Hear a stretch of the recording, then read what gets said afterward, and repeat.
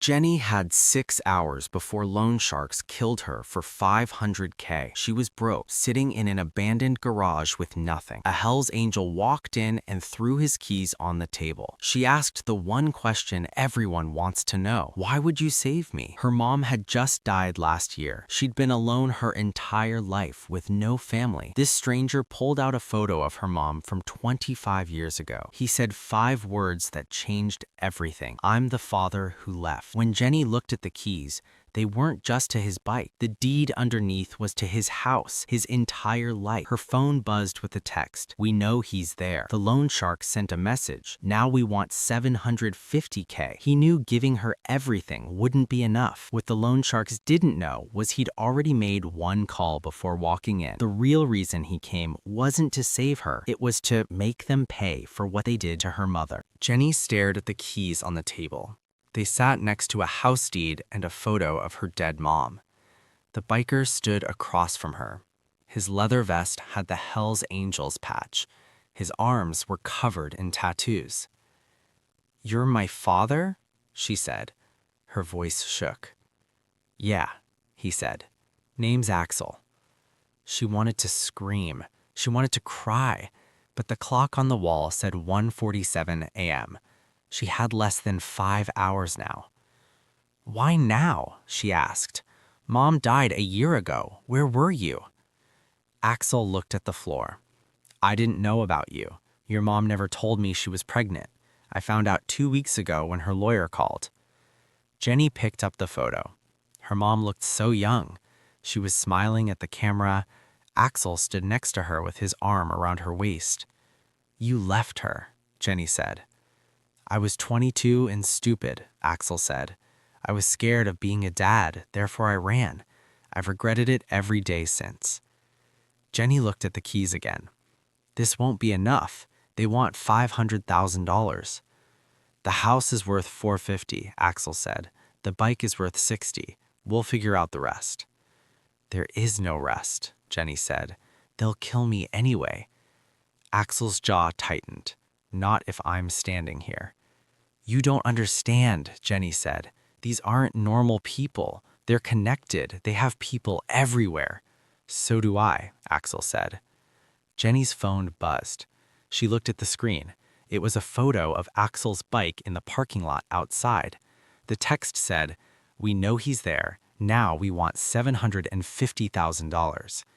She showed him the phone. His face went dark. "They raised the price," she said, "because you came." Axel pulled out his own phone. He typed something fast, but he didn't show her what he wrote. Therefore, Jenny knew he was hiding something. "What are you doing?" she asked. "Calling in a favor," he said. "From who?" "My club." Jenny's stomach dropped. "No, you can't bring them into this." "Why not?" "Because you'll lose everything," she said. "Your brothers, your patch, everything you have left." Axel looked at her, really looked at her. His eyes were the same color as hers, brown with little gold flecks. "I already lost everything 25 years ago. I just didn't know it yet."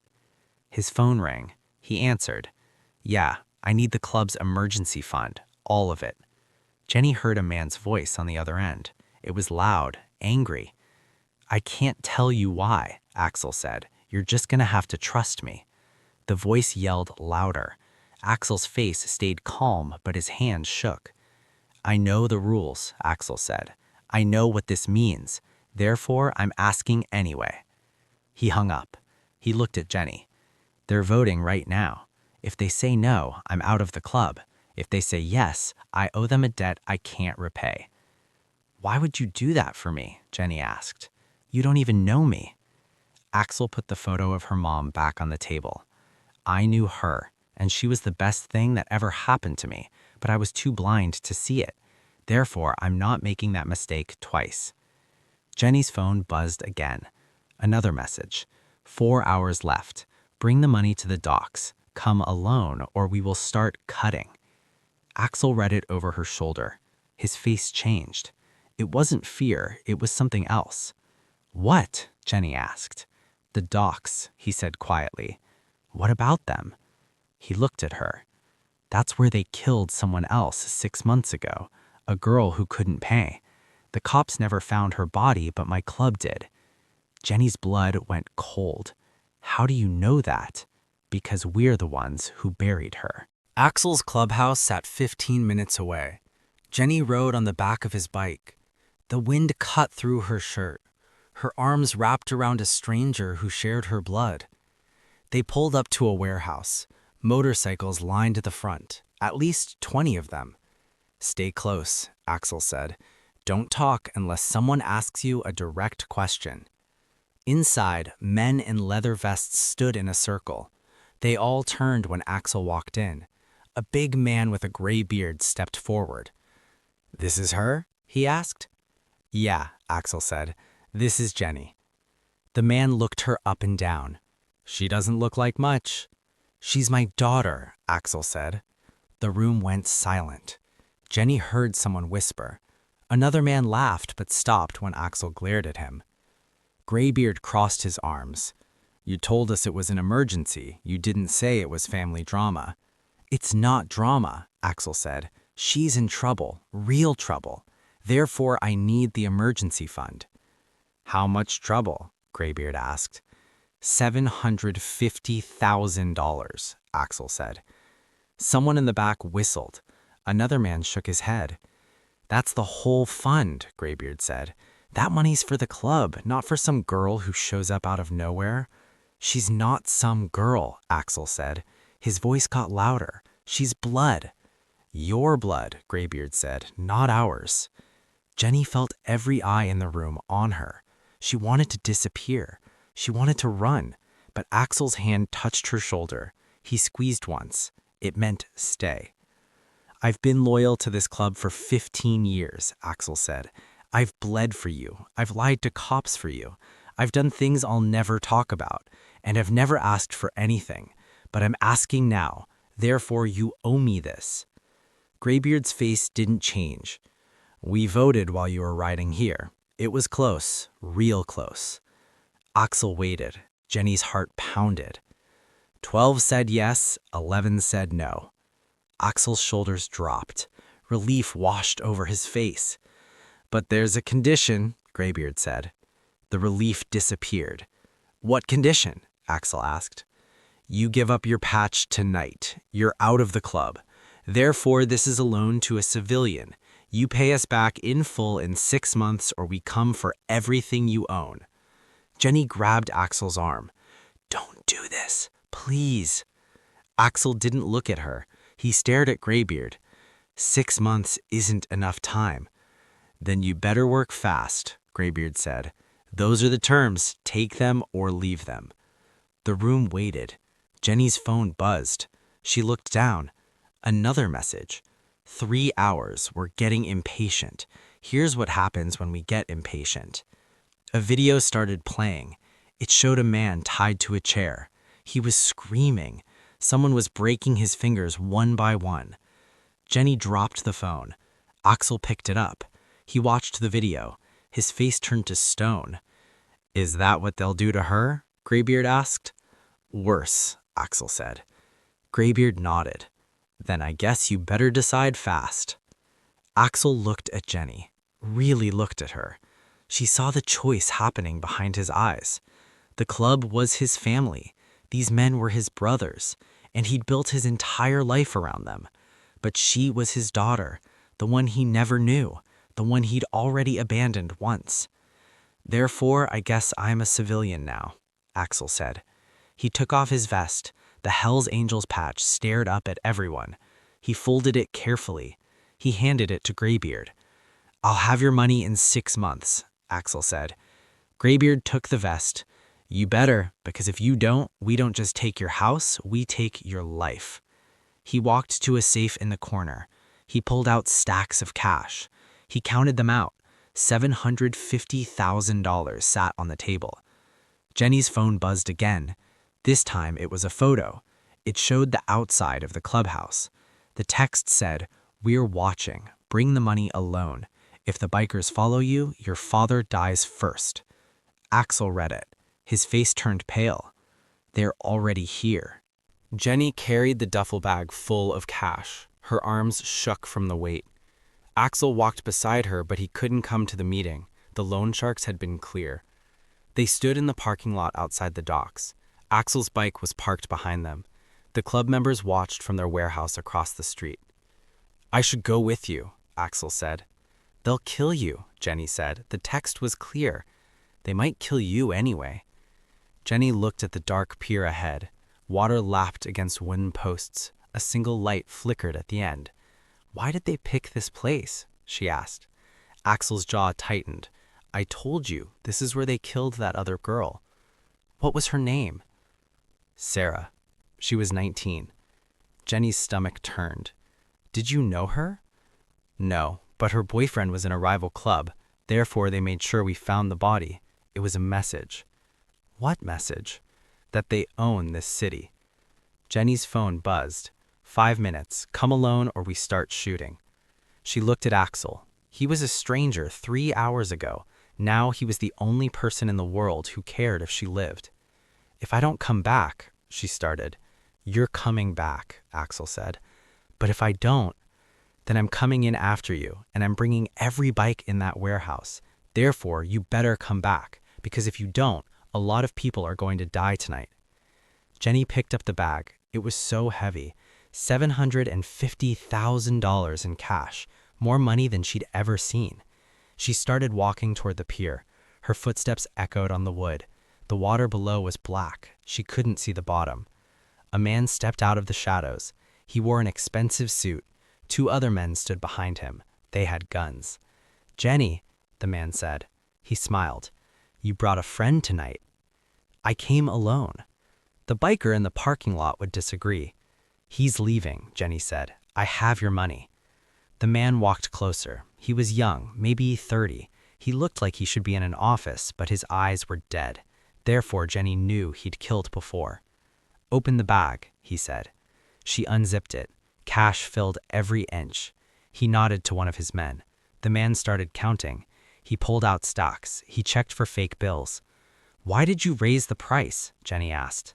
The man tilted his head. "Because I could." "That's not fair." He laughed. "Fair? You borrowed money from us. Your business failed. You couldn't pay, and you thought you could just disappear. But we found you. Therefore, you pay what we say." The man counting cash nodded. "It's all here." The young man smiled. "Good. Now let's talk about the interest." Jenny's blood went cold. "What?" "You're 3 months late. Interest is 20% per month. That's," he pretended to calculate, "another $450,000. "You're lying," Jenny said. "That wasn't in the contract." "Read the fine print," he said. He pulled out a gun. "Or don't. It doesn't really matter now." Jenny stepped back. Her foot hit the edge of the pier. Water waited below. "Please," she said, "I paid you." "You paid the principal, not the interest, and not the disrespect fee for making us wait. But I'm a reasonable man. Therefore, I'll give you 1 more week. Bring me $450 or I'll kill you and your biker daddy." He turned to leave. His men followed. They took the duffel bag. Jenny stood on the pier alone. She pulled out her phone. Her hands shook so hard she almost dropped it. A gunshot split the air. Jenny hit the deck. She looked toward the parking lot. Axel was on the ground. Blood spread across his chest. One of the loan shark's men stood over him with a smoking gun. The young man in the suit turned back to Jenny. He smiled. 1 week. Don't be late again." Jenny screamed and ran toward Axel, but what she didn't know was that the bullet missed his heart by 2 inches, and the man who pulled the trigger just made the biggest mistake of his life. The hospital smelled like bleach and death. Axel lay in a bed with tubes in his arms. The bullet had collapsed his lung, but missed his heart. Therefore, he was alive. Barely. Graybeard stood in the corner. 5 other club members crowded the room. They all stared at Jenny. "This is your fault," one of them said. His name was Reaper. "Axel gave up everything for you. Now he's dying." "He's not dying," the doctor said. She stood near the door. "He's stable, but he needs rest." "How long?" Graybeard asked. 2 weeks minimum." Graybeard shook his head. "We don't have 2 weeks." Jenny sat in a chair next to Axel's bed. She held his hand. It was rough and covered in scars. What do you mean? Those loan sharks declared war, Greybeard said. They shot one of our own. It doesn't matter that Axel gave up his patch. He wore our colors for 15 years, and that means he's protected. But now they've crossed a line. Therefore, we have to respond. Respond how? Jenny asked. Reaper smiled. It wasn't a nice smile. We burn their entire operation to the ground. No, Jenny said, that'll get people killed. People are already getting killed, Greybeard said. You think you're the only one who owes them money? They've got dozens of people trapped. They bleed this city dry. Someone has to stop them. Axel's eyes opened. He looked at Greybeard. His voice came out raspy. Don't start a war over me. Too late, Greybeard said. We already voted. It was unanimous this time. Jenny's phone buzzed. She looked at the screen. Her heart stopped. The message said, we know where the clubhouse is. We know where your father is. We're coming for all of you. You have 48 hours to bring us the $450K plus another $300K for medical bills. That's $750K total. If you don't pay, we'll burn the hospital down with everyone inside. Attached was a photo. It showed the hospital from outside. Another photo showed the clubhouse. Another showed Axel's house. Jenny showed Greybeard the phone. His face turned red. They're threatening the club, he said. They're threatening civilians. They just signed their own death warrant. Wait, Jenny said. There has to be another way. There's no other way, Reaper said. These guys don't negotiate. They don't back down. You give them money, they want more. You give them more, they want everything. And they'll keep taking until you're dead. But if we hit them first, we send a message. Therefore, every loan shark in this city will know not to touch our people. Axel tried to sit up. He winced. Blood spotted his bandage. You'll lose brothers, maybe a lot of them. Then they'll die for something that matters, Greybeard said. A nurse ran into the room. Her face was pale. There are men downstairs. They have guns. They're asking for Jenny. Everyone froze. How many men? Greybeard asked. 10, maybe more. Reaper pulled out a gun. So did 2 other club members. Greybeard grabbed the doctor. Is there another way out? The service elevator, she said, but it only goes to the basement. That's where they'll be waiting, Reaper said. Jenny stood up. I'll go down. I'll talk to them. No, Axel said. He grabbed her wrist. They'll kill you. They'll kill everyone if I don't, Jenny said. Gunshots rang out downstairs. Someone screamed. The lights flickered. Greybeard looked at his men. Get everyone to the service elevator, now. What about you? Reaper asked. I'm buying time. More gunshots, closer now. They were on the stairs. Axel looked at Jenny. Blood ran from his mouth. There's something I didn't tell you, about your mom, about why they really want you dead. What? Jenny asked. The door burst open. 3 men in suits pointed guns at everyone in the room. The young loan shark from the docks walked in. He smiled at Jenny. Your mom stole $5 million from us 25 years ago. We've been looking for it ever since, and you're going to tell us where it is. Jenny stared at the loan shark. My mom stole $5 million? She didn't tell you? He laughed. Of course not. She was smart. She hid it somewhere before she died, and we've been searching for 25 years, but we never found it. Therefore, you're going to tell us where it is. I don't know, Jenny said. I don't know anything about stolen money. He pointed his gun at Axel. Then your father dies first. She's telling the truth, Axel said. Blood dripped from his mouth. I knew her mom. She was a waitress. She didn't have money. She was a courier, the loan shark said. She moved money for us. One day she took a shipment and disappeared. We looked everywhere, but she vanished like smoke. Therefore, we thought she spent it, until we found her death certificate last month. She died broke, which means the money is still hidden. Jenny's mind raced. Her mom died broke. The apartment was empty. There was nothing valuable. No safety deposit box, no storage unit. But there was one thing. The urn, Jenny whispered. Everyone looked at her. What urn? The loan shark asked. My mom's ashes. I kept them in an urn. Where? At Axel's house, on the fireplace. The loan shark smiled. Take me there, now. Graybeard stepped forward. You're not taking her anywhere. Then I'll shoot everyone in this room, the loan shark said, starting with the doctor. The doctor whimpered. Tears ran down her face. I'll go, Jenny said. Just don't hurt anyone else. They took her downstairs. The hospital lobby was empty. 2 bodies lay on the floor, security guards, both dead. Jenny felt sick, but she kept walking. Therefore, she stayed alive. They drove to Axel's house in 3 black cars. The young loan shark sat next to Jenny, his gun pressed against her ribs.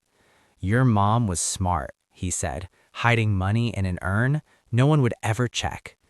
I don't even know if it's there, Jenny said. It better be, because if it's not, I'll kill you slow. They pulled up to Axel's house. It was small. The yard was overgrown. Jenny's hands shook as she unlocked the door. The urn sat on the fireplace. It was heavy, ceramic. Her mom's name was engraved on the side. Open it, the loan shark said. Jenny unscrewed the top. Ashes poured out, and something else, small waterproof bags. She pulled one out. It was full of diamonds. The loan shark's eyes went wide. I knew it. Jenny kept pulling out bags, diamonds, gold coins, cash wrapped in plastic. Her mom had hidden a fortune inside her own ashes. Count it, the loan shark said to his men. They spread everything on the floor. It took 10 minutes. One of them looked up. 6 million, maybe more. The loan shark smiled. Your mom was smarter than I thought. Jenny stared at the pile. Her mom had carried this secret for 25 years. She died without telling anyone, but she'd left clues. Therefore, she'd wanted Jenny to find it. Take it, Jenny said. Just leave us alone. Oh, I'm taking it, but I'm not leaving you alone. He pointed the gun at her head. You know too much. You know about the hospital, the guards I killed, and you know my face. Therefore, you're a liability. Jenny closed her eyes. A gunshot rang out. Jenny waited for pain, but it didn't come. Therefore, she opened her eyes. The loan shark lay on the floor, a hole in his forehead. His men spun around.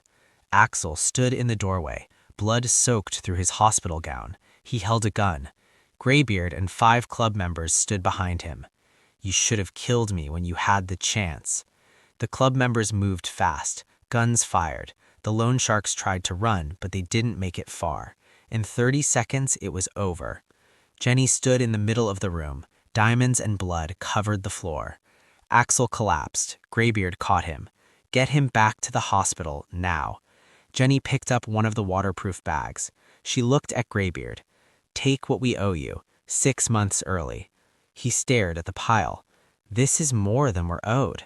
Then keep the rest, Jenny said. For the brothers who got hurt tonight, for the families, for whatever you need. Graybeard nodded slowly. Your mom must have been something special. She was, Jenny said. She looked at Axel. He was barely conscious. And so is my dad. 3 months later, Jenny stood in the clubhouse wearing a leather vest. Not a Hells Angels patch, she wasn't a member, but the back said, Property of Axel in gold letters. Axel stood next to her, fully healed, wearing his patch again. The club had voted him back in, unanimous, because family, real family, always finds its way home.